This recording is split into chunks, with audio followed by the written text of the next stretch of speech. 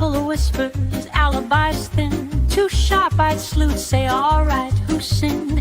Has tipped low, clues fall in line. They read between the lines, right on time. Grim starts sweating when the squad rolls through. Every story tested, most don't stand up to prove. So grab your fedora, jump right in. True Crime Squad's on, and the trouble begins. Join the super squad, bonus laughs, deeper clues. Same sharp sleuths, just extra clues. Hey everybody, and welcome to the True Crime Squad. This is Katie Weaver. I'm here with my sister, co-host, and partner in crime, Kristi Brower. Hello. Hello. Hey, everybody. How's it Sandy's going? here, too.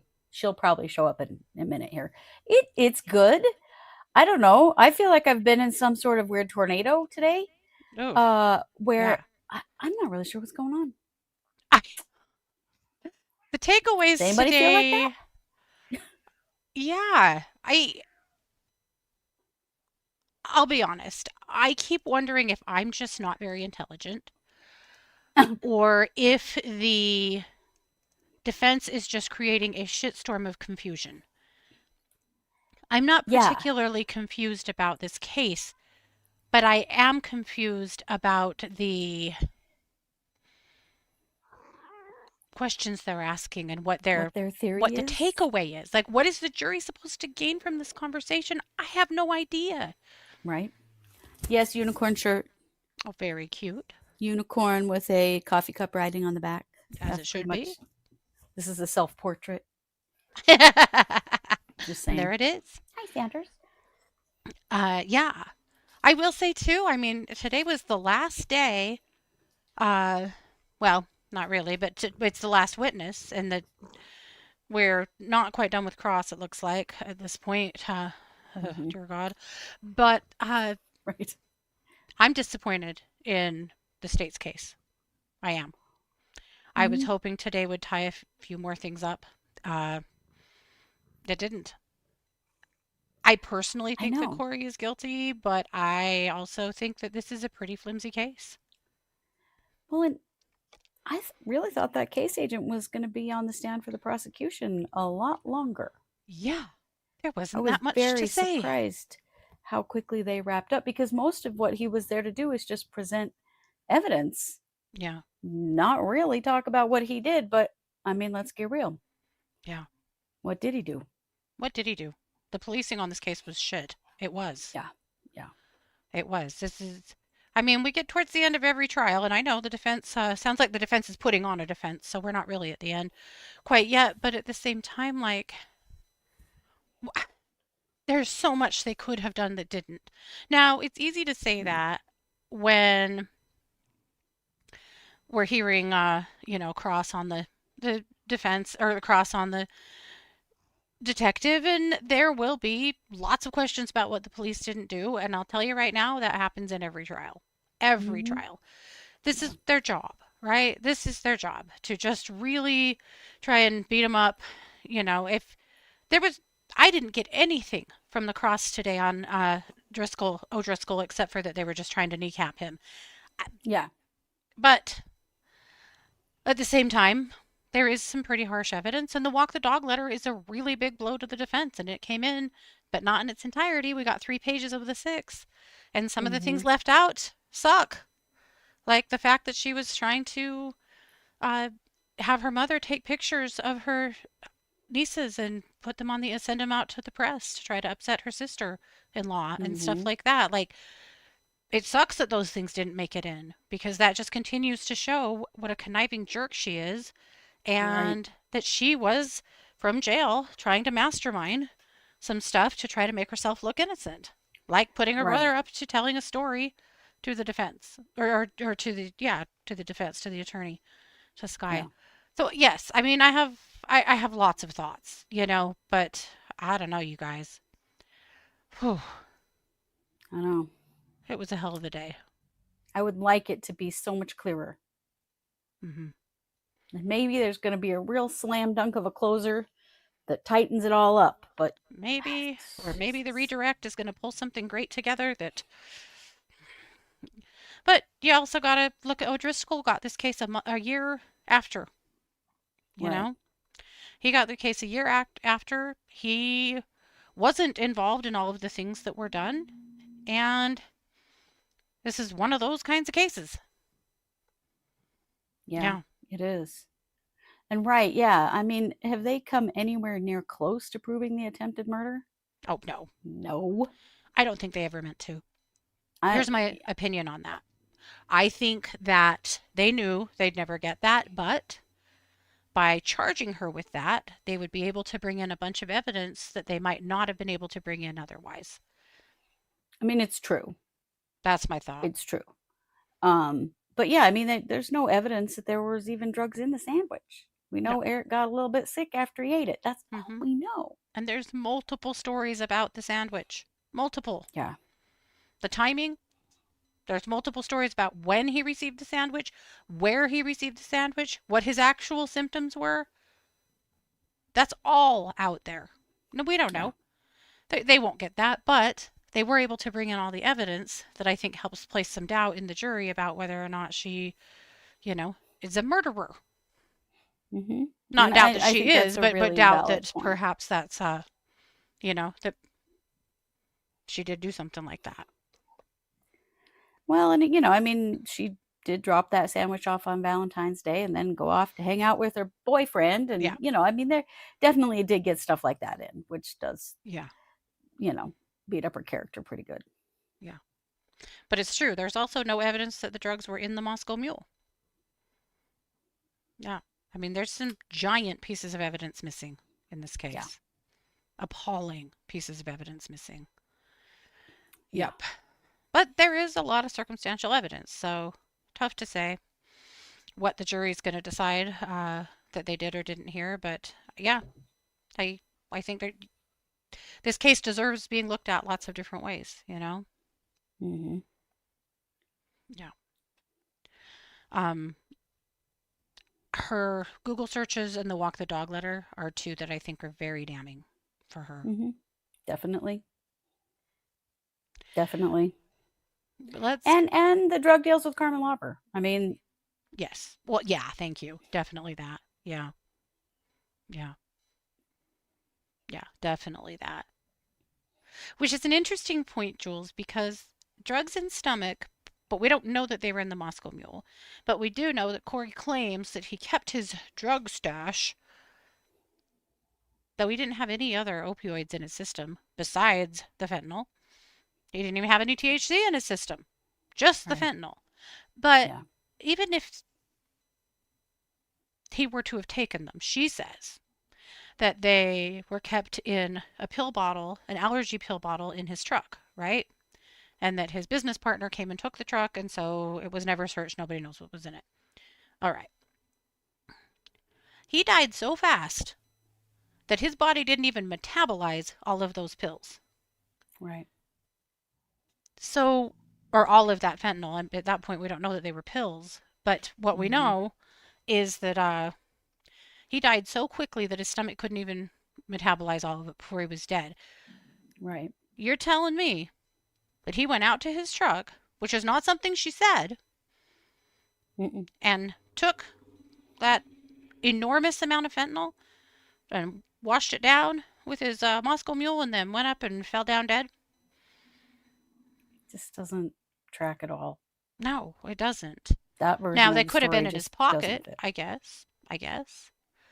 But I thought the text messages today proving that Kouri was doing THC gummies with Eric were very interesting. Because all the while I keep asking, why are we just assuming these were Eric's? Only because Kouri said so. Right. That doesn't mean shit. They could have been Kouri's. No. She could have been using them too. Yeah. And as it turns out, she was. Now, I don't care if you're using THC gummies. I could care less. That doesn't mean anything to me. But it's yet another lie. Because she was the choir girl that would never do drugs. Oh, I don't do drugs. I don't like them. Mm-hmm. Okay, sure. Mm-hmm. And then a friend who was like, oh, Kouri doesn't do that. Only if Eric really pressured her on a special occasion, maybe. That's such a weird, what? It's Christmas. Come get high. I mean, what does that right? Like, mean? What would be the special occasion? Like, that's just strange. That doesn't track for me at all. Yeah. So obviously yesterday was a weird short day because they needed to fight it out and submit all their stuff. And then, as we know, the state completely changed their direction and had some email exchanges with the defense and pretty much turned it all on its ear and didn't do what they were originally going to do. And so it wasn't nearly the amount of work to sort through. So then this morning they came back in court at 8:30, planning on going through all of this stuff and then having the jury back by 1. Only they only had a little stuff to go through because of the defense, or sorry, because of the state changing their mind. So they were only in court for about an hour, and then we had an enormous break until 1 o'clock when, unfortunately, poor Carmen Lauber was dragged back out onto the stand. I really question the wisdom of the state in this one. And I don't know. I still can't quite understand why he did it. He didn't have to. If they wanted to re-examine Carmen Lauber, they could have called her themselves. In fact, they kept her on subpoena today, I think, just to be dicks. But yeah, they've already said they're not going to call her in the defense case. Like, what are you doing? Just being jerks. They just want to be shitty to her. That was pretty clear. But in the meantime, Carmen gets called back in today. The state doesn't question her at all and turns her directly over to the defense. So they called her today strictly for the defense to get a few more swipes in.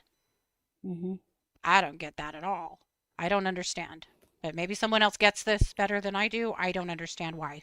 I wonder if Bloodworth is worried that Lewis's argument yesterday about how they didn't know, or they had it but didn't know they had it, or whatever, about the potential PO violation, and that he was worried that that could potentially be an appeal issue. That's all I can guess. That he could remedy that by calling her back. And that very little damage could really be done. And truly, what was done today? Well, there was no damage to the things that she had said that happened between she and Kouri. Right. None of that changed at all. No, there was no discussion about that at all. This was about the fact that she had violated her drug court or PO, or one and the same, I guess, kind of when you're on drug court. But she had violated drug court because she drank alcohol at a concert. And she did lie on the stand about it. She was super confused. I thought she was much more confused today than she was the other day on the stand. She didn't know which way was up today. But they went through that. Then they have the thing about that she also had a gun under her bed. That's already come out. She's already discussed that. That was not new. That happened when she was initially picked up. That was not a new thing. Well, Lewis set her up. Lewis is like, so we're here to talk to you about your probation violation when you violated drug court. Yeah. And just left it at that and let Carmen guess at why. And so that's why that conversation happened, even though we already knew about that. But Lewis was more than happy to try and make it look like that was a separate incident. But the state did clean that one up. But but the thing, going to a concert with friends, and she bought the drinks and probably had some beer. Yep. Does that mean she didn't sell drugs to Kouri? No, it doesn't. That's the thing. That didn't change that at all. And I don't know. The defense is like, well, if you're a liar. Well, she's an addict. She was in treatment. She was on probation. Yeah, there's some lying happening. Yeah. Does that mean that she lies about this other stuff? No. We learned today that when they searched Carmen Lauber's room, they found the Eric Richins obituary posted on her dresser, on her mirror. Like, she was looking at that. Carmen truly felt really bad about what happened to Eric and was very worried that she contributed to that. I think she I feel like that is true. Yeah. I think that hit her really hard. Yeah. Yep. Yep, I thought so too. So that was pretty much Carmen. It wasn't that long. It was definitely painful because, everything with Carmen is. Yeah. Mm-hmm. And it was pretty awful. But that was Carmen. We're the first witness. And then, of course, we finally get some jail calls and the jailhouse interview. So that's what came next. So I'm wondering, do you want to... That's not quite right. Carmen's interview? Let's do Carmen's interview. Yeah. So we get Jeff O'Driscoll on the stand, and he was the detective in chief. And so he's, the last line of defense here for the state to prove their case and to prove all of their evidence. And so this is when we finally today did get some jail calls, and we did get some other stuff from Kouri's jail cell. Besides the walk the dog letter, and we get some of the Carmen Lauber interviews. I mean, there were 9? 7. There were so many.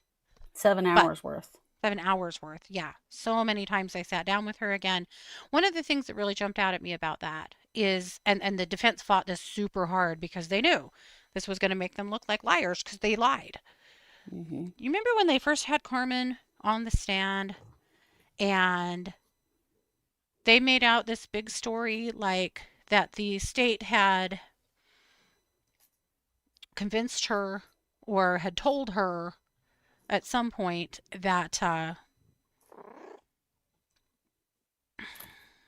I've completely lost my train of thought. I'm looking at Sandy and I've lost it.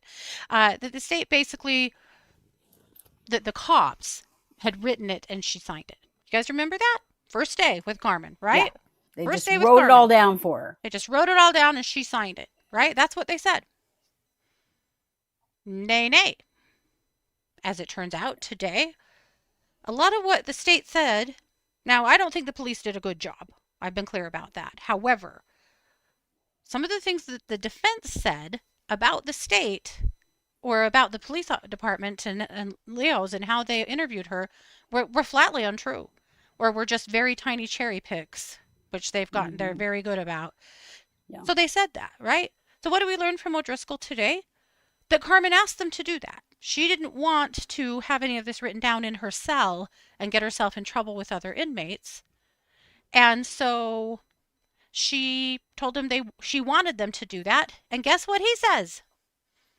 He said, we can't do that. No. That's not how this works. You have to write it down and you have to sign it, and we can't do that for you. Well, that's not what the defense told the jury. That's not at all what the defense told the jury. Yeah. Right. Was it pointed out well enough by the state? I mean, he tried. I hope so. He was trying to poke some holes in some of the stuff that he knew was going to come up. And I'll bet you that comes up again on recross. But that was a big one for me. I thought, I really want the jury to hear and understand there that the defense lied to you. They lied to you about this. That's not what happened. And all of the pressure that the defense swears was poured on Carmen in all of those interviews. Boy, you get a totally different story. Now, I'm not saying that one person is telling the whole truth and one person isn't, except for that does not appear to be true from the calls that we heard. Were they trying to help her remember? Yeah. Were they stressing to her how important this is? Yeah. Am I completely down with the heavy-handed, this is your get out of jail free card kind of stuff? Not really. But those are tactics that are used. This isn't new. This isn't new at all. Right. But they did lean hard on Carmen to remember things. And you can see why, because Carmen doesn't remember things. It takes her some time. Her recall is really slow. But the fact that the defense flatly lied about how law enforcement interviewed her and the so-called pressure that they put on her, I hope the jury picked that up. I really do. I hope so. Yeah. But let's watch what we've got. Yeah, so this is a summary video. It's about 12 minutes pulled from the 20-minute video that was aired. That's because he didn't deserve it. Like, it's just not me. Like, I can tell you, I affected people's life by selling dope. Right. Okay, I affected my own life by doing dope. What I'm But getting at, no, whether it was intentionally, whether he had a bad problem, or whether he was hurting, I don't know. But either way, if it was done purposely, he didn't deserve that. totally But I agree. don't know that for sure because I don't know their personal situation. Totally agreed. But I would never do that, ever to anybody. I'm saying that we're gonna need you to really settle down and maybe even take I a mean, pad and paper Even if I get and try to out write out tomorrow, some whatever, we details. meet again, I can go through Well, we're gonna whatever. talk about that too. If I need to go through whatever I need to go through to figure it out, Giving us are kinda hazy. that's because And it's to me. And it's common for people to try to kind of minimize their own involvement, but we're not interested in smacking you with this. But this, at the end of the day, was the reason we're here. This is a Like, I don't know if I this should is a reach out to homicide Susan Kohler when I got those pills from you. I don't know if she's going to. Probably not a good idea. But I'm just saying, we're gonna need you to kind of settle down and think about details and timelines. Because we understand that you weren't a part of, conspiring with Yeah. Kouri. That the details about everything we've been talking about are gonna be important. Right. The homicide investigation. Oh, God, that's not good word. Yeah, it is. That is. It's something that like none of us are used to, right? We don't do it that often. It's pretty crazy for us too. Yeah. Not just you to think about, like, it's crazy. Yeah, no, yeah. So, right now, we're in a good place to where we've got the information that we were hoping you had and needed from you, right? But there's a difference between us knowing and us being able to present that to prosecutors who have to present it to a courtroom, who have to present it to a jury, right? That has to be way more detailed down the line the further it gets into the system and the process. Right. Okay, so that's what we need your help with at this point, is nailing down all those details. And like Eric said, if that means we have you fill out something in writing and, oh shoot, that's not how it happened, scratch it out, rewrite it, whatever you need to do, right? Write down something as far as you remember it right now, and then we can work on the details as we continue to talk about it, as we check phone records, as we, do all of our part, our side to corroborate what you're saying, right? And I think a good starting point for that is a written statement. For you to sit down and write out what you told us in the best order that you can remember. with And my details. favorite now, everything I just told you, I probably wouldn't remember what order I told you in. It's okay, and that's fine, because you know what, we want to make sure we get the right story. And so the way you're remembering it is is all you can give us. You can't make something up that you don't remember, right? Right. So just tell us what That's you why remember. I can't remember. Even if it's like, I remember it was cold outside, I remember there was. Like I said, because it was very light snow, like I said. It wasn't something that I had to wear boots in or anything. When does the time change now? When did we go? March? or April. Yeah. Something like that. So, It was dark, because I had to, because I didn't even know where this house was. So I had to use Google so what Maps, I wanna time of say. the day was it? I mean, if it was dark. It was towards the 5:30. evening. So, afternoonish evening? No. It was darker because I had to use the light on the car. So take a fire pit or. Mm-hmm. So I had to pull into the driveway and pull the light onto the fire pit, like. Gotcha. Okay, let's say this is the house, and if I'm coming that way, and I know I turned right, came down the street, it was right there, and I pulled into the driveway just fine. It wasn't a big fire pit, like, it was a tiny fire pit. It wasn't like, probably, those white cinder blocks, not cinder blocks, but the white flat rocks that people build. Yeah. Yeah. Okay, so it wasn't big. It wasn't a big, deep one. A shallow one. Real, yeah. Like, I want to say there was like maybe 2 or 3 on top, and that was it. It wasn't even a complete one. And what was the money packaged in? Didn't just leave it loose, did it have a rubber band around it, was it in a bag? Envelope. Was the envelope marked with like a bank or just like a plain white envelope? Just a plain white one, I believe. It didn't have nobody's name, didn't have nothing on it. It was just up against, like in the front of it, yeah. Like that, so. So I have a question, thinking about all your communications with Kouri. You Eric, know can we text pause it for messages just say one about- moment? Sure.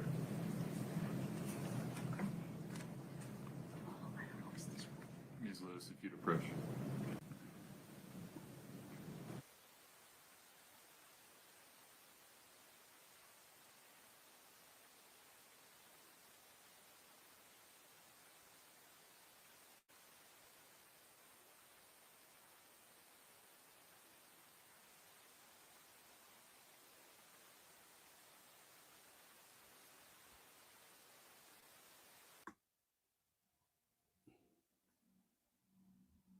No, per normal, lots of sidebars, lots of pauses. Was it in your Endless. phone? Was it in your phone? I have no idea. Like, You guys have all my phones, I am. like did you erase? I mean, that's what I was told. You guys- That's why I asked you about them being deleted, because I don't know, you those can see on your are phone. I mean, you guys. Well, I think that's a fair question, Carmen, and we're getting down to the brass tacks of this, and so I feel like we owe it to you to kind of start talking to you about what we do know. What we do know is within a day or two after Eric dying, you got a new phone. Okay? I think that's because that one died. Possibly. We also know that there are texts between you and Kouri that were deleted. I get it, I delete them too. Again, we're not looking to put new charges on you, but we're getting down to that area. We're gonna need to be more open and honest with each other, because there's things that we're talking to you about that conflict with some evidence that we have to an extent. And again, I'm not here to beat you over the head with it. As a cooperating witness, that information is actually really good for you. And frankly, is now a good time to kind of talk to her about the conversation I had with Katie. So, here's where it's at with McKay and your drug court, okay? They are looking for, and it's gonna be upsetting, but let me finish. They're looking to pull your drug court deal and ask for 7 years on your 2 first. 5 years for the one felony, and then a 40% portion for the second, for 7 years. The only exception to that, and the only thing that they're willing to kind of help you out with, is if you can help us out with this. And by so, he means like, give us the details that will ensure Kouri gets convicted of murder.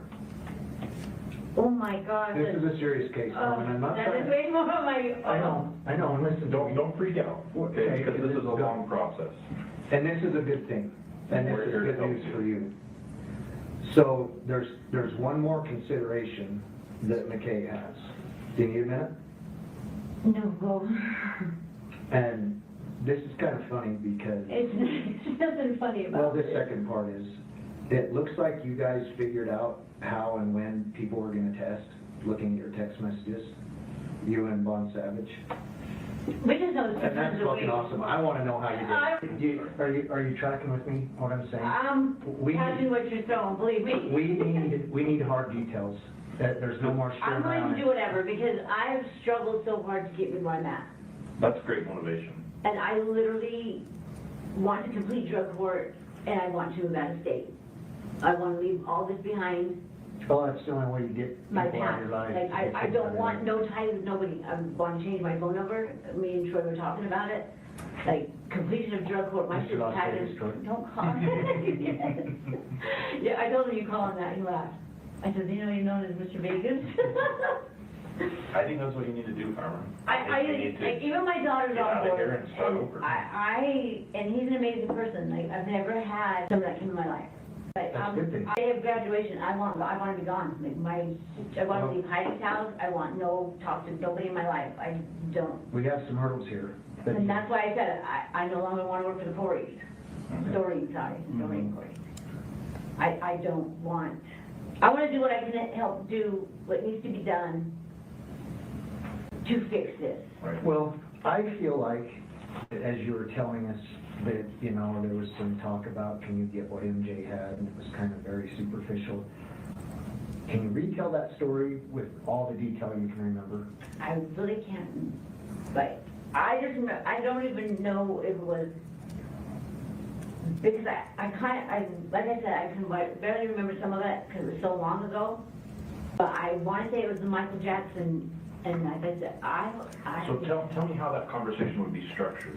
She sends you a text, and she tells you, I want to say maybe she did say that. she says, can you get, She said it first to Michael Jackson, and that I know because and so tell me how that would have been said. Because I didn't know Michael Jackson died of, I didn't know he did either, like I said. I knew it was Google drug overdose, but like, not specifically fentanyl. Was it? I can look it up. It is too, but, So the thought was insinuated that she wanted you to get something that somebody could die from. I know one thing, that when we got one, it wasn't dark enough. I don't even know how fentanyl really goes. So there was There was several one, transactions. one, Okay, now we're getting somewhere. I can see it in your face. So I wanted, It's so confusing, but, okay. So I want to say when she asked, but like I said, We'll give you all the time in the world that you need to think and remember, Carmen, but it's I so just want you, I want you to know that if you're gonna work with us here, in It order would for you be to so be easier if you credible. had like pieces that we can, like blueprints. You're the biggest piece. I don't want to be that big piece. Well, the good news is that big piece helps you out And tremendously. that's what, like I said, You hold all the I cards. love Eric. He At was this a point. damn good dude and he didn't deserve it. It was done intentionally, he did not deserve it. We believe you, and that's why we're here working on what your get out of jail free card looks like, based on this information. That there's 3 little boys that don't have a dad. There's a family that doesn't have a brother. You know, Oh, and I get don't know that. what Kouri's at with the deal, but But like you guys said, she's living her life right now and that everybody else is fucking suffering. Like them that's little what boys it love appears. their daddy. I'm sure they did. I mean, I've seen it. Eric was that was his pride possession. Them boys were his everything.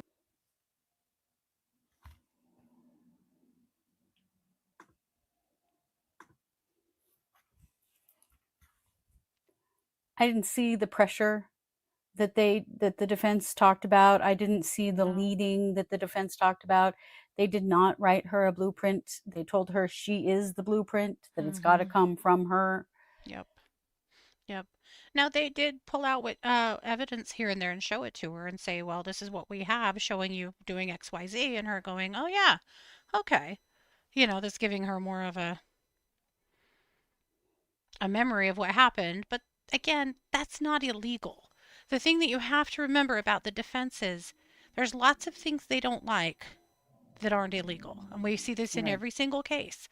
They don't like the way the prosecution does things. They don't like the way the defense does, or the way the law enforcement does things. They're fighting for the life of their client. They are supposed to give a robust defense, and that's what they're doing. There's a lot of things about this defense that a lot of us don't like. And that's normal. Sometimes we see defense, attorneys that we absolutely adore. Didn't really find that in this one, but at the same time, they are doing their job. But this is a very common thing that they do to try to beat up on the investigation as much as they can, because it's literally the thing that's going to put their client in prison for life. So, but I just didn't see it. I don't think the jury would have seen it either. There wasn't anything to see there besides them trying to get Carmen together on what she remembers that happened. Yeah. But they never told her to lie. In fact, they told her lots of times they needed her to be accurate, and that they had a lot of information already that they were looking for her to corroborate. Yeah. Right. Prompting her is not the same as giving her a blueprint. Correct, Ashley. Exactly. Yeah. Well, and I do think she was genuine in feeling bad that she contributed to his death, and that she didn't mean to, and that she liked him, and that she cared about him and his children, and that seemed genuine to me. I also felt like she cared about Kouri too, and felt bad that she was going to have to be involved in being on this side of this. Not that she wasn't going to, but yeah. Yeah, when she was on the stand before and was asked, like, you're in drug court, why would you do this? She said, I thought she was my friend. Yeah. Why would you ask somebody who is in drug court to do this? I also suspect that Carmen is somebody that will do things for people because they want them to. Like, I experience this with clients sometimes. It'll be like, well, this guy wants to date me, so... And I'm like, you can say no, right? Oh, but that wouldn't be nice. And you're like, what are you doing? But Carmen strikes me as that kind of personality, that if someone that she knows that she doesn't want to let down wants her to do something. But you also have to remember that Kouri was her employer as well. Yeah. She had used her as a housekeeper. So there was an imbalance of power there. Yeah, as well. A lot of reasons why that was not good. Yeah. Yeah, people pleaser, Jamie, exactly. Yeah. So then they start talking about the book. Now, as we know, Kouri wrote a book. Now, this was very interesting information because I think we've been saying this entire trial, how the hell did this girl write a book? Because her writing skills are flat terrible, right? Well, she didn't.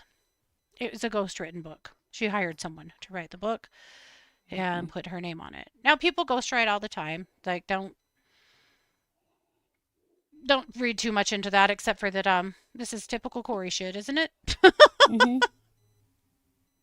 So It then sure she is. reaches out to a Utah news site that basically features local businesses, local people, local accomplishments, and whatnot, and applies to be on their show to market her book. And she's telling them that this is the only book, apparently, that's ever been written in all of time that is for grieving children that have lost a parent. I mean, delusional much, Kouri? Self-aggrandizing much, Kouri? Yeah. What the fuck?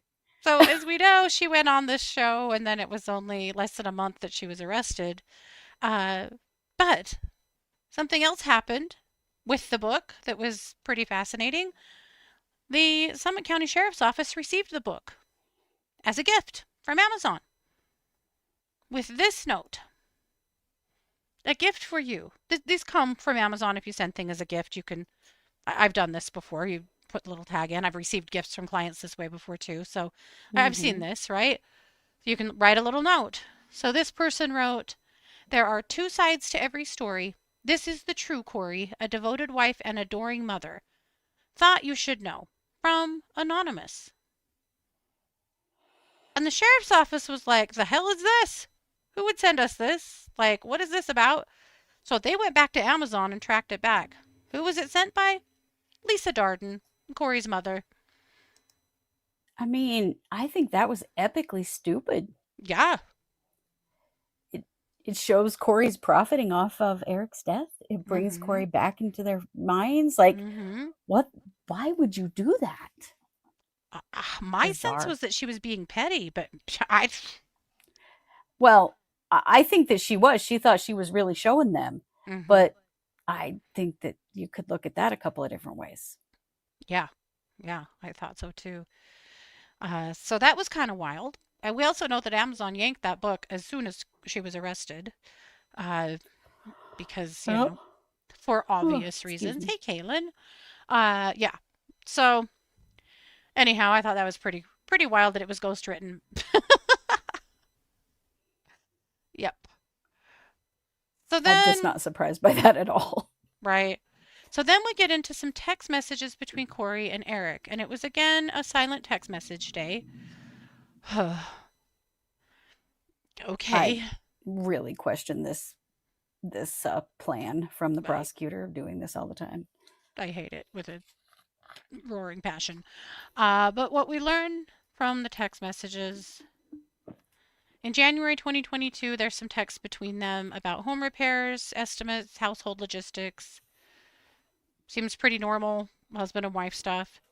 On March 2nd, the day before Eric died, they texted about making some plans, having a celebratory shot, just some routine daily matter things. They ended the exchange with "love you." Didn't seem to be all that anything. There was the text exchange, a couple of them, where they were going to the movies and going to do gummies. There was somewhere else they were going to do gummies, which just, you know, like we already said, it just kind of, again, puts some doubt into the jury about who the gummies were. And also, like, why? I don't know. The gummies have absolutely nothing to do with this Nothing trial, to do with the case. frankly. And there was no THC in Eric's system, but I think the state was just tired of the constant railing on the THC gummies, and so they threw a text message in there that proved that Kouri was doing gummies too. So let's, yeah. Right? Kaylin said, if I hear the word gummies one more time, honestly, I'll hear gummies all day. Especially THC gummies. Yeah. Yeah. Jesus Christ. Yeah. So often. Then we start getting How long do gummies go to jail? It's a good question. Also, They had tried to say that the gummies were bought in Mexico, but they have provided that the defense has alluded to that. They haven't been able to prove that in any way where the gummies came from. And if you saw the pictures of the gummies, they're clearly packaged. So those were from a dispensary. Yeah. Now, could it have been Mexico? I'm not saying it couldn't. I've never bought gummies in Mexico. I don't know what that looks like. However, they do have medicinal marijuana in Utah. Yeah, one thing they've never talked about is if either one of them had a medical card. Yeah. Medical marijuana has been legal since 2018 in Utah. Yeah. So they could have literally just bought them at one of the many dispensaries around their area. Yeah. And where Eric had Lyme's? Was it Lyme's disease he had? Lyme disease and back pain. They potentially could have gotten them in Nevada. Yeah, definitely. You know, I said the other day, I thought Kouri's mom must have been going to Mesquite. No, she was going to Wendover. Wendover is 2 hours from Park City. Yes. I That was wrong the about name I that. was trying to remember the other night. Was Wendover, because it's definitely the closest. Yeah. Right, Utah's more hip than North Carolina. I know. I was surprised when it happened. Really super surprised. Well, it's extremely limited, just like alcohol is in Utah. I think it's more a control thing than anything. Like, and some of the control on alcohol has been lifted now, but some of it. But yeah, you can get a medical card in Utah and you can buy edibles, but it's not like other states. No. There's a real babysitter vibe to it, which is a real Utah thing to do. Oh, definitely. Well, we're going to let you have it, but it has to be our way. That's it. We're going to shame you. And we're going to make you feel like a little kid. Yep. Jamie said us Nevadaans know all the hot spots in the state. Oh, I'll bet you do. Yeah. Then we get to some of Kouri's personal timelines. So she actually had written down some timelines of the stuff she did. So, and I think we have a video of that, don't we? The jail journal? Yeah. Yeah. Do you want to read it? I will read it. Okay. I will do my best. Let's bring it up. Okay. Thursday, March 3rd, 2022. The day started out as a typical day. Ashton had a dentist appointment that morning to get a filling put in for his cavity. After the dentist, we headed back home so Ashton could stay home with my week. Oh, I went to my weekly volunteering. Around 8:30, I read the kids' books, and about 9, they all climbed into bed. This is the night Eric died. Eric had been on his phone most of the evening in a texting war with a hunting guide from Mexico. Okay. And a few other people trying to get his horns back to the U.S. because he'd just been there hunting. Around 9 to 9:15, he was screaming mad at these guys and threw his phone. At that point, he said, "Let's go have a celebration drink." The following day, I was closing on a huge investment home in Midway. I've been working on the deal for 4 months, blah, blah, blah, blah, blah, Midway. So finally, Eric and I were going to toast to the closing. We went into the kitchen and both started grabbing. Hang on, I missed something. Doing this way is so stupid because you miss stuff because they scroll before you can finish.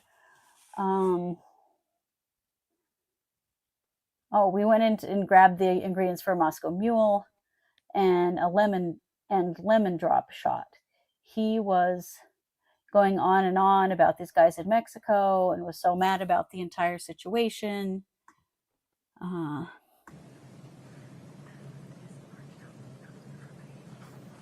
So then we went to our room and brushed our teeth. As we both climbed in bed, we could hear Ashton moaning and tossing and turning. Remember, he's the kid that went to the dentist.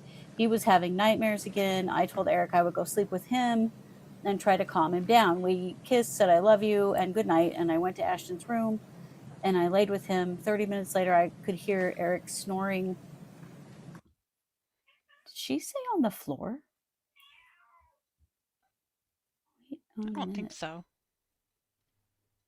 Oh, okay. Snoring, and I finally fell asleep. March 4th, 2022, 3:20 a.m. I woke up from sleeping with Ashton and went to crawl back in bed. It was dark and awkwardly quiet. We've heard that awkwardly quiet before from her. Eric snores more times than not, so I thought it was weird. I didn't hear anything. I crawled into bed and went on Eric's side of the bed and put my arm over him. He was cold, very cold. So I pulled the blanket up on him, but his body, something, just felt so strange to me. It was heavy. Is the only word I can think to describe it. So I nudged him and said, Eric, Eric. Nothing. I kept nudging him and just remember the stiffness of his body. I jumped out of bed and ran and turned on the lights. Oh, Sanders. And he was pale yellow, mouth open, and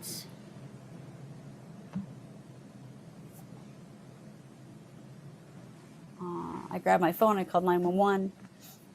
Now, there's quite a bit of time in there that she's not accounting for.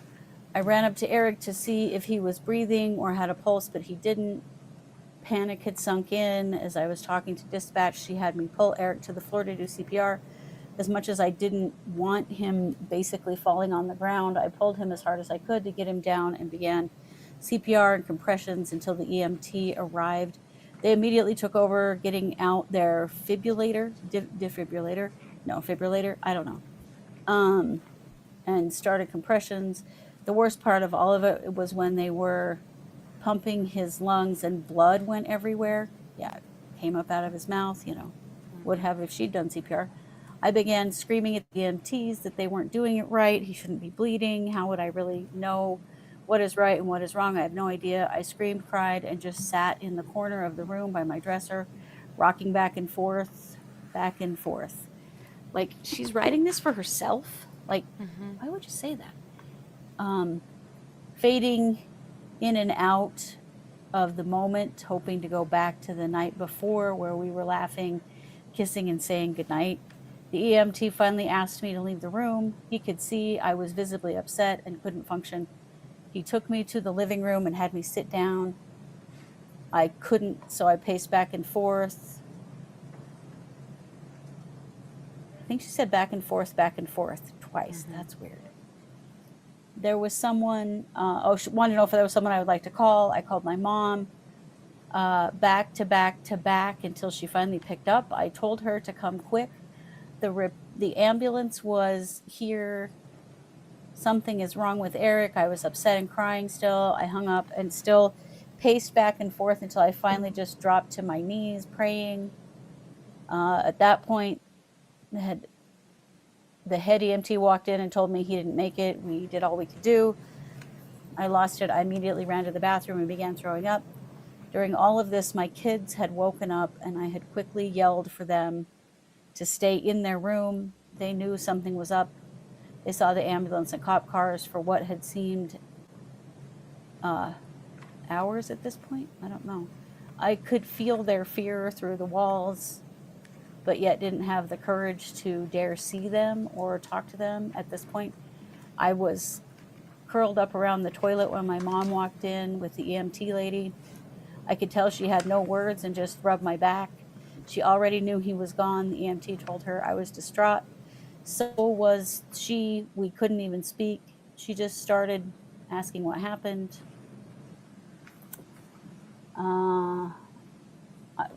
I love you, good night. I went and slept with Ashton, and that was it. It just didn't make any sense. I told them, EMTs, I needed to call my father-in-law. They found my phone for me, and I did. I just said something was wrong with Eric. He needed to come over quick. I told him he wasn't breathing. The odd thing about when I had called Gene is it was about 3:45 or 4 a.m. by this time, and he had sounded so perky on the hello when he answered, like he was expecting my call. It was very strange. What the hell? I cannot decide what her goal was with that comment. Meaning there. Yeah. March 7th, picked up truck. March 12th, Cody cleaned out garage. March 14th, Cody took computers. So this is a list of things that had happened. March 4th, Eric passed away. March 5th, friends, Bryce, Chelsea, Allie, Bree, Ronnie, and Amy. Sleepover, have a few drinks, and reminisce. We laughed. We cried. We danced all night. Earlier in the afternoon, Katie mentioned something. Okay, March 6th, I call locksmith to open safe to look for this green folder Katie was talking about. The safe code had been changed and I couldn't open it. Bryce, Amy, Chelsea, Allie, Bree, Ronnie slept over. March 8th. This is where they got in a fight over the safe and the police were called. Yeah, that's right. And then met with the funeral home. Funeral was March 11th. Kouri starts counseling. Boys started counseling. Detective Woody called and asked to talk on the 12th or 18th. Sky told me to tell her the 14th. April 13th, search warrant on house. April 28th, filed for something. I don't know. This is just her list of what's happening. Chels checks phone records. We never spoke that night. Oh, about whether or not they spoke on the night that Eric died. That was something. I'm not sure why.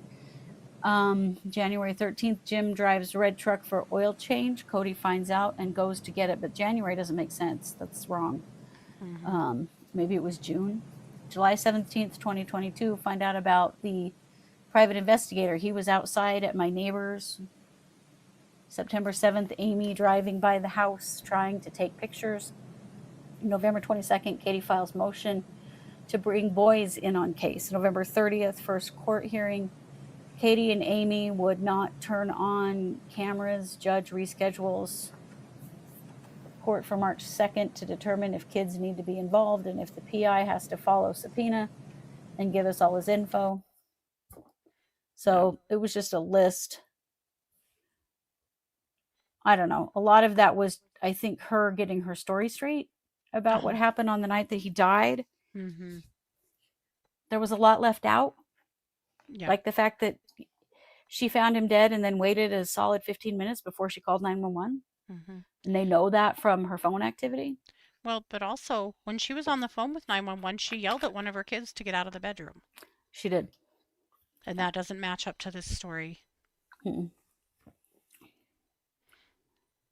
She also never acted weird about hurting him, pulling him on the floor to hurt him. The 911 operator acted like, she said over and over, don't worry about hurting him. Again, don't worry about hurting him. And never once did Kouri say she was worried about hurting him. She just kept saying she wasn't strong enough.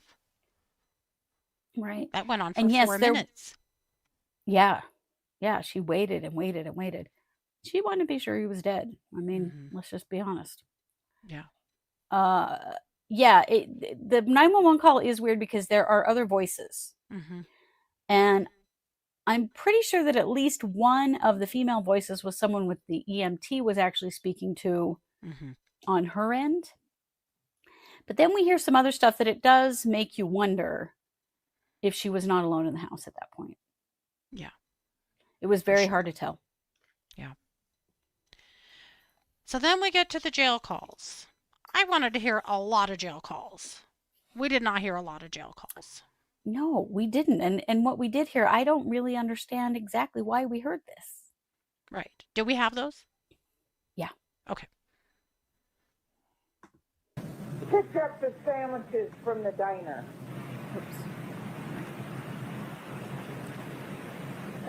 So this is Kouri's mother. So this is Lisa Darden and Kouri. Kouri is in jail. Now, of course, the jury wasn't told that, but because they have brains, I'm assuming they knew. Yeah. Are you asking me that? Yes. Oh, I did. I thought so. Okay, that's enough of that. Ronnie said, no. I said, Ronnie, yes. And there was something about a love letter put on the seat of his truck with the sandwiches. I said, I don't think so, Ronnie. I never heard that. I said, I believe they were eating in the office. Supposedly you put a love letter on the seat of his truck with the sandwiches. No. Yeah, exactly. In the office? Yeah. Where So did it's they just come up with bullshit. this shit? Yeah. He became deathly ill. False. Bailey was False. there. Like, And that's what I put. Yep. That's what I put. God, they can come up with some wild shit. I told DJ, I was like, what do these people do? Just sit around a damn table and see who can come up with the craziest fucking story Well, you know, that makes sense to them? Same Yeah. with So the- they're saying I put a love note on a poisoned sandwich and put it in his car? What the hell? Yes. Yes. God, what kind of psycho? I mean, they know this is being recorded. So is this some kind of a setup? Love note. Right. On Valentine's Day. Like, what the fuck? Tom, just his I mean, truck. it's, huh? On the seat of his truck is what it said. What in the hell?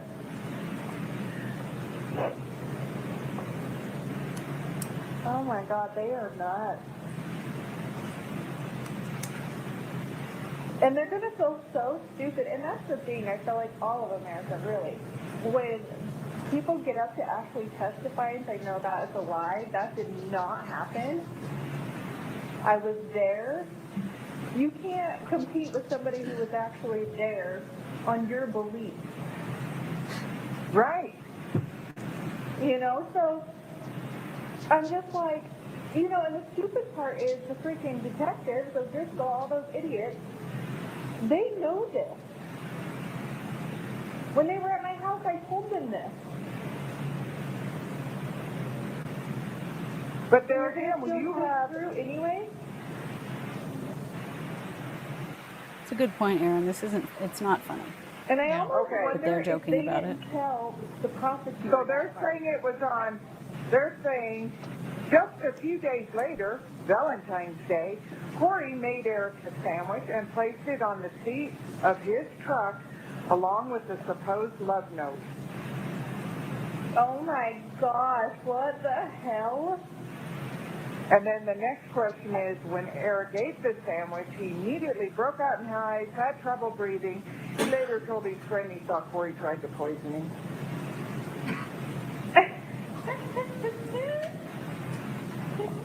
They are It is so ridiculous. fucking sad that you would go to this. Angela, she said that she poisoned the sandwich and then put a love note on it and put it on his on the seat of his vehicle, which is why they're laughing and saying how terrible or dumb that would be. Yeah. Mm-hmm. Lie. And Austin was right. I did go back and look where they do start with, I believe. Well, I'm going to have a whole bunch of I believe today when Rick calls me. Well, exactly. Yep. And that's what I was like, well, if you believe that I believe this. Yes. Right? This is not a conversation about her children, is it? But then again, it's very redacted. Oh my gosh, they're ridiculous.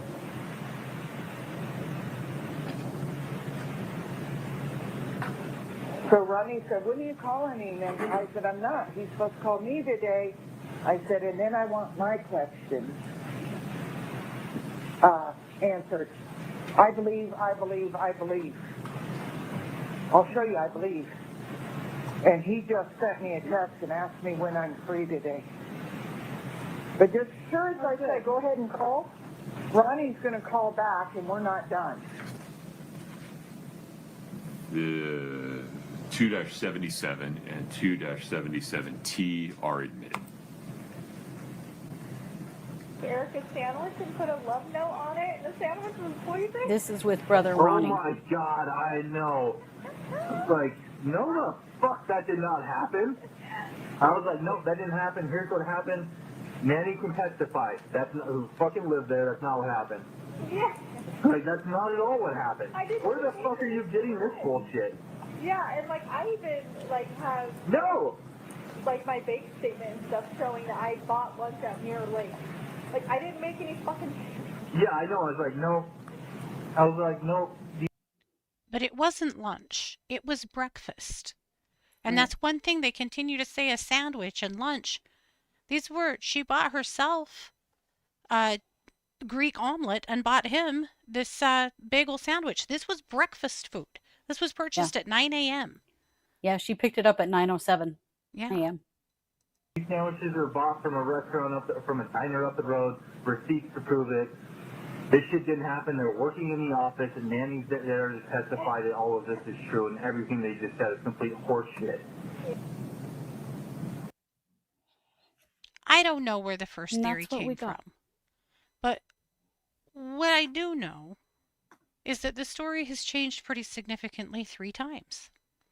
So the first story, and this was part of, I think this was part of the affidavit, the prosecution's first theory was that she put the sandwich in his truck with a love note, as you're hearing from their jovial phone calls, that he ate it, broke out in hives, and had trouble breathing, leading him to later tell friends that he thought she tried to poison him. Now, unfortunately, we didn't get to hear that because that was hearsay, and so the person that he called, very shaken up, and said that he thinks that his wife just tried to poison him was the business partner. So you remember when the business partner was on the stand and he said on Valentine's Day of that year, did you receive a phone call from Eric where he was very panicked and upset? And he said he did. And the only other 2 times he was that upset on the phone was when Eric's mother died and when Eric was in a bad car accident, right? But did the jury get that? Did they understand that's what that was about? That was the biggest piece of evidence they had. And they weren't really even able to share it. I know. So that was the first I story. don't know. Then from Kouri's own text messages down the road, we find that Kouri said in a text, now again, it's Kouri, so grain of salt, but she said there were no hives and no EpiPen, and that Eric just said the sandwich hurt his stomach and went to lie down. And in that text message, she also said she was messing with him. Well, what the hell does that mean, messing with him? Yeah. Then today, we have this whole thing about whether or not the sandwiches were eaten in the office instead of the truck. And sandwiches. They keep saying multiple sandwiches. It was one sandwich. Bagel breakfast sandwich. Yeah. Kouri had an omelet and then went to find her boyfriend and spend the day with him for Valentine's Day. Yeah.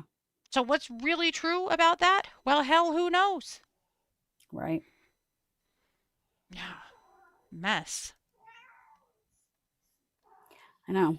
It was definitely anticlimactic for what I hoped they had. Then, of course, we have the walk the dog letter. And we know they only included about half of that, unfortunately. But it really takes me back to Allie's testimony. So Allie claimed that they went on a trip, and I thought that trip was to Hawaii.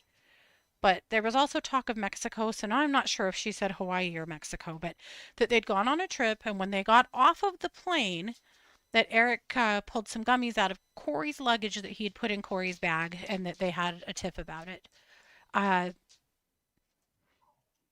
Then, of course, today we hear this story that she's trying to concoct, or well, yesterday from the Walk the Dog letter, and today, that she was concocting this story that her brother was supposed to go and tell Sky all of these things, including that he was always putting drugs in her bag and pulling them out when they got there because he couldn't get in trouble. So was Allie lying? Right. Or was this just bullshit like everything else? Right. Or did he perhaps put gummies in her bag? I don't know. I'm not saying he didn't, but I think it's very strange that she was concocting this story and telling her brother all the things he needed to tell her attorney. And we actually did hear that come out of the mouth of one of her friends. Mm-hmm. So was that true, Allie? Was it? really have to wonder. Right? Now, some of you are talking about that this may not have been a peaceful death and that he may have been moaning and yelling for her and crying and stuff. I think one thing that you need to remember is the other drug that was in his system, which it's Seroquel, but what do they call it?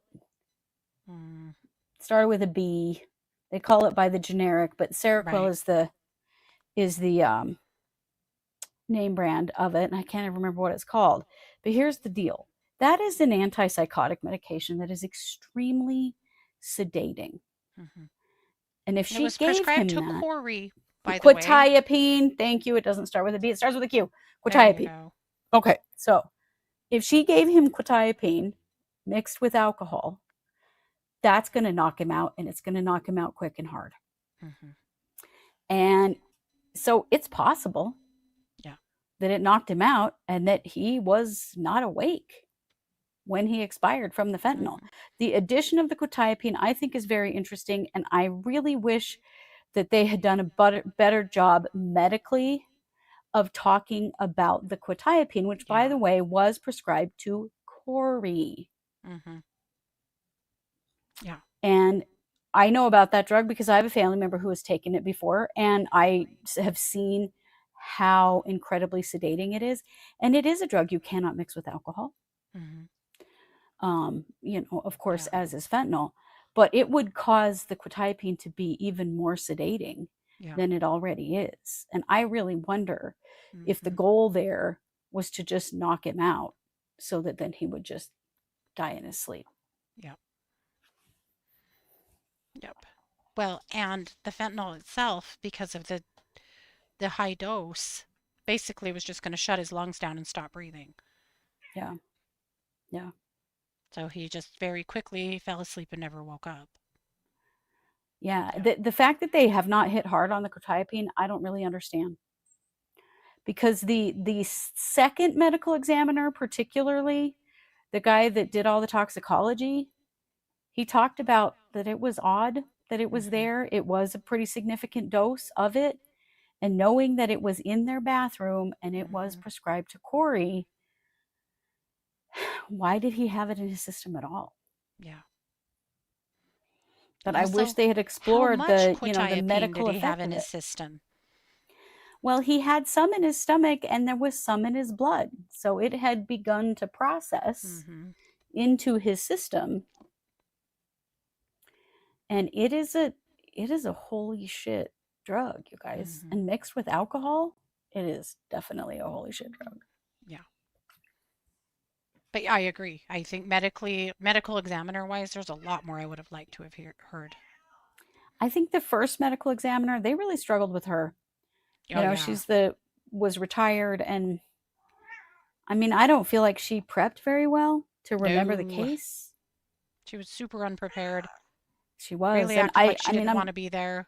Yeah. Right. I'm very glad that they brought her boss at the time on as well, because I thought he was much more clear about the fentanyl, and he did talk about the quetiapine as well, but they didn't talk at all about the effects of the quetiapine mixed with alcohol and the effects of the quetiapine mixed with fentanyl.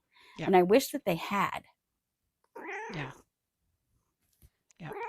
Because it's a heavy duty antipsychotic. Yeah, definitely. And for a lot of people, it is extremely cause you to drool, sedating. Yeah. Yes. Did they ever say it was Kouri's? Yeah. They did, but was that clearly presented in a way that made sense? Not really. Right.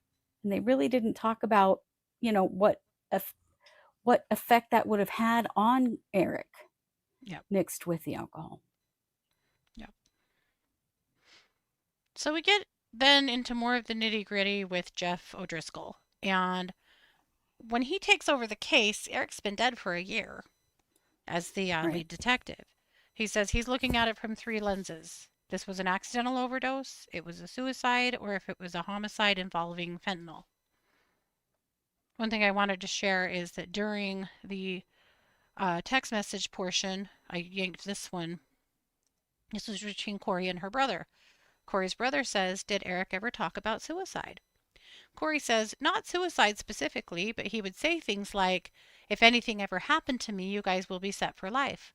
Like when he would go hunting or snowmobiling, that kind of thing. Out of her own mouth, no, Eric was not suicidal. That was Right. some doubt that the defense tried to plant early. I thought that text was pretty interesting. So then they also looked into Eric's potential drug history. So one thing they have is that if you're using narcotics, that flags you in a system that law enforcement can look up in your state and see, do you have a prescription for narcotics, particularly opioids? And guess who didn't? This supposed addict. The other day, Nestor said, this is a case about prescription drug addiction. No, it isn't. In what universe? Yeah, no, it isn't. However, it is a case of murder. But at any rate, I keep going back to that. Like, I cannot believe she even said that out loud. That is so crazy. But anyway. It was the look on the face of the judge and the prosecutor were like, are you kidding me, lady? Yeah. Okay, well, you just told us exactly what the defense is going to look like. Got it. Right, that's your theory, but there's nothing to back it up. Yep. Except the Red Devils, guys. Except those Red Devils from high school 20 years ago. Yeah. Mm-hmm. He didn't die from Sudafed addiction, did he? Yeah. Or Sudafed toxicity. Mm-hmm. So what they found is no prescription records for Eric between 2021 and 2022. He didn't have anything prescribed to him. There was no proof that he regularly used narcotics, as really was evidenced in the, autopsy. Very limited references to THC gummies, and I was glad they pointed this out because, as we know, we've already talked about this, but we've heard it over and over and over and over. Yeah, there were a few packs in their house, and there were a few texts about them, and the ones that were Eric and Kouri using together. Yeah. Then they talk about how Carmen becomes a key witness, and that was kind of a winding road, but they finally come back to Carmen and they realize that she knows Kouri, and that's where they finally start putting some things together, pulling some phone records, and start just realizing what maybe has happened here. So the defense's takeaways so far, basically, that there was no fentanyl found in the home. Well, yeah, because it was in Eric. The pills Carmen claimed to supply were never recovered. Right. You know who I wish really would have had a toxicology report? Kouri. Investigators can't determine the exact time Eric died. Well, they have a 4-hour window. I mean, we know that there were a lot of search warrants executed on the house, about 10, but no fentanyl evidence ever surfaced. They keep saying that, but there is fentanyl evidence in Eric. Yeah. All of it's in Eric. Cherish, yes, medical marijuana is legal in Utah and was at the time. Mm-hmm. It's been legal in Utah since 2018, but you have to have a medical card. Yeah.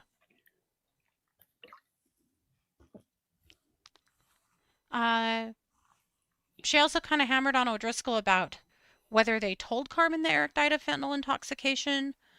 Carmen herself said that she was told that by one of the other housekeeping ladies. Mm-hmm. And you got to understand, the house cleaning ladies that Carmen was associating with and working with, they all worked for Kouri's aunt, Doreen.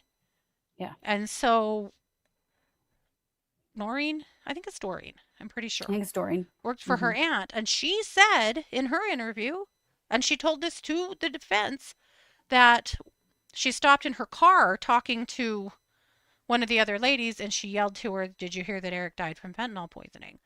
And then she was really upset because she was afraid that she had sold that fentanyl to Kouri and that's what had killed Eric. Yeah, clear back right after, about 8 weeks after Eric died. Mm-hmm. They know this. And right then and there, Carmen's like, oh shit, I helped kill him. Yep. So they end up in a sidebar yet again, quite close to the end of the day. Nestor is still on cross with O'Driscoll, and they called it a day. So we'll be back at 8:30 in the morning. Same shit, different day. And it will be O'Driscoll on the stand with Nestor on cross.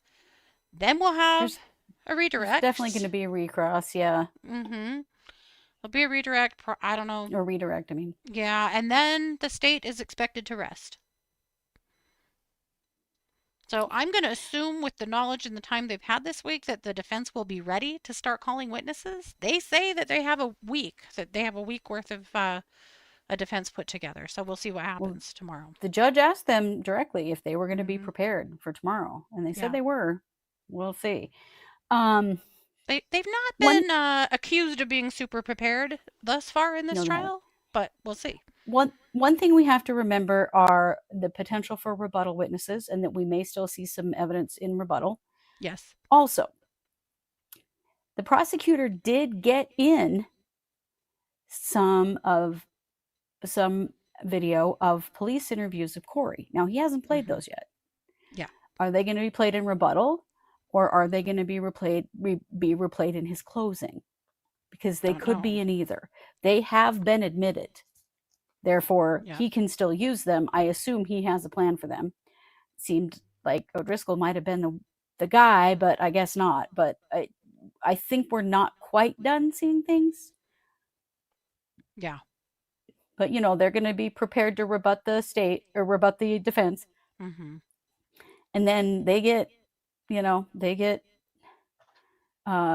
closing, and they get to have a rebuttal and closing as well. Mm-hmm. So we'll see. Yep. So that's where it is. So that was a day and a half. Yeah, which is really weird considering that there was a 3-hour break. Yeah. It's really only a half day. Yeah. Seems like they crammed a lot into the time they had. They did. So we'll be back tomorrow over on the other channel, on the True Crime Squad channel. And if you don't know how to find that, I mean, you can search for it on YouTube, but you can also find a link right here in our show notes that will take you right to it. So please go and our trials channel. Yep. So please go find that one and subscribe if you would. And that's where you'll find us tomorrow streaming all day. And then we'll be back here tomorrow night at 6 p.m. Mountain to wrap up yet another day. Tomorrow's going to be interesting. Yeah, it surely is. Yeah. Yeah, well, the decision Kouri has to make is whether Kouri's getting on the stand, because they have said all along that she is, but I'd be extremely surprised if she actually does. A lot of defenses say that, and then when it comes right down to it, they don't. Yep. She'd be stupid too, but absolutely insane. But she is. So she's very arrogant. Mm-hmm. And that's who gets on the stand and tanks their own case. Sarah Boone. Mm-hmm. Yeah. Rob Tejas. Yeah. Rob Tejas. Oh my God. Yeah, Rob Tejas. Alec Murdoch. Oh my God. Yeah. Yeah. That guy recently, the nanny trial. That one too. Yeah. Oh yeah, Brendan Banfield. Mm-hmm.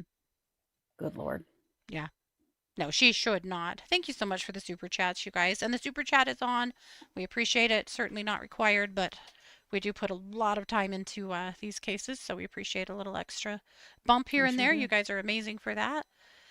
So, with all that being said, we're going to see you tomorrow, and we'll see what tomorrow brings. It's going to be a day. I can see that right now. Mm-hmm. All right. Well, thanks for being here. Please like, share, follow, comment. That helps us out. This has been yet another production of the True Crime Squad. Bye, everybody. Join the Super Squad, bonus laughs, deeper clues, same sharp sleuths, just extra clues.